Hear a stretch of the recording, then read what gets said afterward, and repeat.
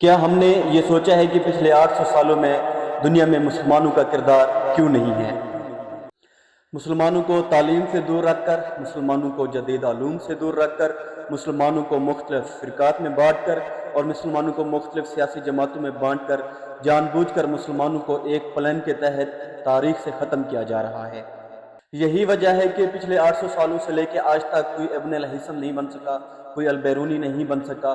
یہی بات سمجھانے کے لیے روز یہاں پہ بیٹھ کے ہم آپ لوگوں کو بتاتے رہتے ہیں کہ ایک پلان کے تحت مسلمانوں کو تعلیم سے دور کیا گیا ہے۔ جب مسلمان تعلیم سے دور ہو گیا تو مسلمان ایک تاریخ کا حصہ بن گیا۔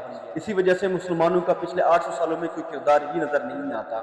اسی وجہ سے ہم یہاں پہ بیٹھ کے روز کہتے ہیں کہ اپنے بچوں کو تعلیم کی طرف لے کے آئیں۔